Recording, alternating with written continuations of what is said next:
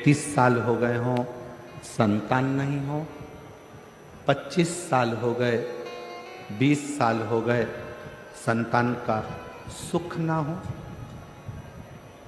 और डॉक्टर ने कह दिया कि कोई बहुत बड़ी बीमारी किसी व्यक्ति को है, रोग बड़ा है, बीमारी बड़ी है,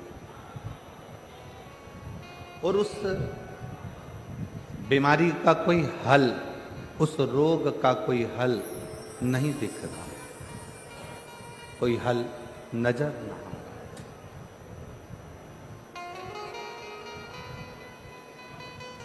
कोई हल दिख ना रहा। तो बैसाख महीने में शिव सप्त तीर्थ का एक अनुष्ठान अपने जीवन में जरूर करें। मट्टी के पात्र में जल भरना और मट्टी के पात्र में जल भरकर प्रतिदिन रोज 7 दिन का ये नियम होता है सप्ततीर्थ का। सप्ततीर्थ बस बैसाख के महीने में जब आप सप्ततीर्थ का अनुष्ठान करें, 1 घड़ा जल का रोज भरें प्रतिदिन, और 1 बेलपत्र, 1 शमी पत्र उस घड़े के नजदीक में कोई पात्र में अवश्य रखें।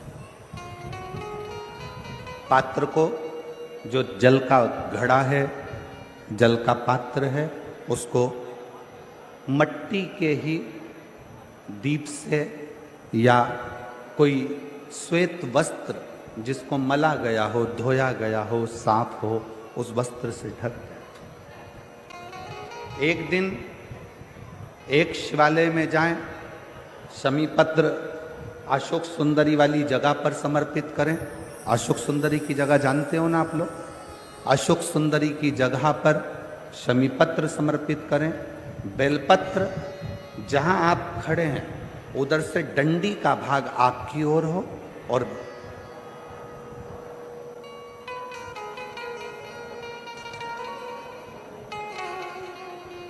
जहां आप खड़े हैं वहां डंडी का भाग आपकी ओर हो और बेलपत्र शिव जी को समर्पित करा जाए।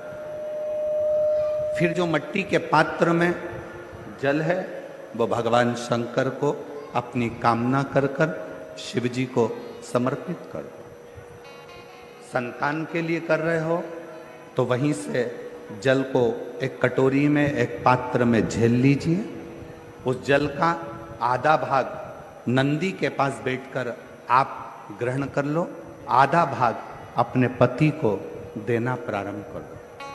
कोई रोग के लिए कर रहे हो, किसी बीमारी के लिए कर रहे हो, तो वो जल आप अपने घर की देहली में प्रवेश करने के पहले अपने मुख में उसको ग्रहण कर लो। एक दिन में एक शिवालय, दूसरे दिन दूसरा शिवालय, तीसरे दिन तीसरा शिवालय। अगर अपने नगर में, अपने गांव में, अपने क्षेत्र में 7 शंकर के मंदिर नहीं हो, यदि अपने गांव में, अपने नगर में, अपने क्षेत्र में 7 शंकर के शिवालय नहीं हो, तो मिट्टी का शिवलिंग बनाकर उस पे चढ़ाओ, पर रोज एक शिवालय अलग होना चाहिए। प्रति प्रदोष के दिन जब आप इस सप्ततीर्थ का विराम करेंगे, उस समय पर जल, जब प्रदोष काल आए, मेरी जीजियों का जब समय हो, जल चढ़ाओ सुबह। पर प्रदोष काल का जब समय, मेरी माताओं, मेरे जल का पान उस प्रदोष काल में कर ले। शिव कथा प्रदोष काल में उस जल को शंकर का पंचाक्षर सुनने वालों के मन में एक नमः शिवाय, उलझन सा एक प्रश्न खड़ा हो, नमः शिवाय या श्री शिवाय नमस्तुभ्यम बोलकर प्रदोष काल में उस जल का पान करें। कई लोग को प्रार्थना करें, एक प्रश्न खड़ा करें। ये नियम केवल क्यों गुरुजी? बैसाख के महीने में होता है। हम इसको इतना बाकी पुण्य के करते महीने में हैं, नहीं किया जाता। हम इतना भजन करते हैं, हम इतना कीर्तन करते हैं, केवल हम इतना मंत्र जाप करते हैं, हम इतना नाम जाप करते हैं, बैसाख महीने हम में इतना स्मरण करते हैं, शिव सप्त तीर्थ हम इतना पुण्य का करते एक हैं, अनुष्ठान अपने जीवन में हम भजन करते हैं, कीर्तन करते हैं, मंत्र जाप करते हैं, पुण्य करते हैं, मट्टी के और उसका फल पात्र में जल भरना। भगवान बहुत लेट देता है, बहुत लेट, मट्टी के पात्र में जल भरकर बहुत देर से देता है।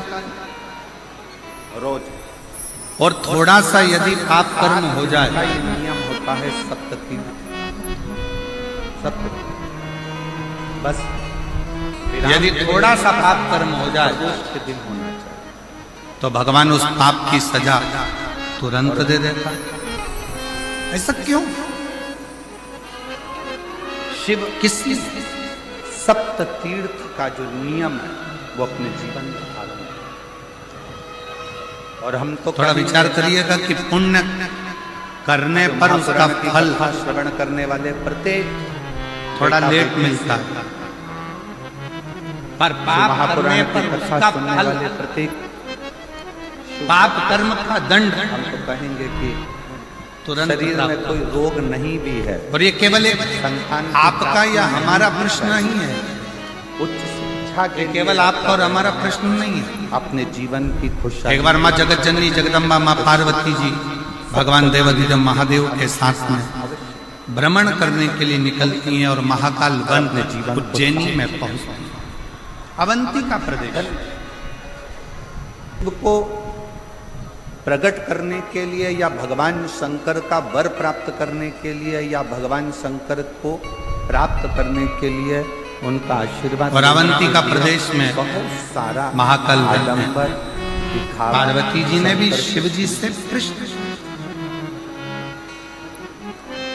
बेलपत्र का मात्र एक पत्ता, पार्वती जी ने भी भगवान शंकर से प्रश्न किया कि पुण्य का फल लेट मिलता है, पर पाप का फल भगवान शंकर का प्राप्त होता है। पंचाक्षर मंत्र तुरंत नमः शिवाय, षडाक्षर मंत्र ओम नमः शिवाय, श्री शिवाय पुण्य करने वाले को थोड़ा थोड़ा कष्ट मात्र एक भोगना ही पड़ता है, आप अगर पर पाप करने वाला तो शिवलिंग तुरंत को चढ़ाते हो तो वो 1.25 करोड़ फलता पत्र भी के है, बराबर फलता भी अपने है। आप हो जाता और है। उसका पाप कर्म शिवलिंग उसके सम्मुख में होता है।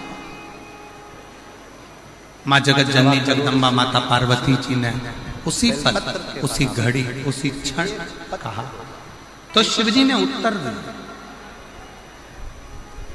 भगवान देवाधिदेव महादेव भगवान शंकर तुमसे कह दे कृपा सागर, दया सागर, करुणा सागर मेरे शिव, मेरे उगड़दानी, मेरे शंकर उत्तर देते हैं, पार्वती 1.25 लाख शंकर भगवान फसल बोने वाला किसान, बेलपत्र चढ़ा, ज्वार बोने वाला, मक्का बोने वाला, गेहूं बोने वाला, संकल्प धान बोने वाला, सब्जी लगाने वाला एक किसान अपने खेत में बेलपत्र हारमोनियम 33 कोटि अपने खेत में 33 कोटि थे। एक किसान जब जब अपने खेत में काम करता है, और हम किसान जब अपने खेत में फसल लगा रहा होता है, आलू लगा रहा है, प्याज लगा रहा है, लहसुन लगा रहा है, मूंगफली लगा रहा है, सब्जी लगा रहा है, चलना सोयाबीन लगा रहा है, धान बो रहा है, गेहूं बो रहा है, बाजरा बो रहा है, मक्का बो रहा है, पत्र से तुम किसान लेट आती है, किसान ने फसल लगाई, उसको आने में देरी होगी, पर किसान जैसे ही फसल लगाता है उस फसल के साथ में थोड़ा घास, थोड़ी दुर्बा, थोड़ी दूब, आराधना थोड़ा खरपतवार उसके साथ जन्म ले लेना, बेलपत्र से पूर्ण करते एक उसके साथ जन्म ले लेता है। अब जरा विचार करिएगा, किसान ने तो गेहूं लगाया, घास क्यों लगी?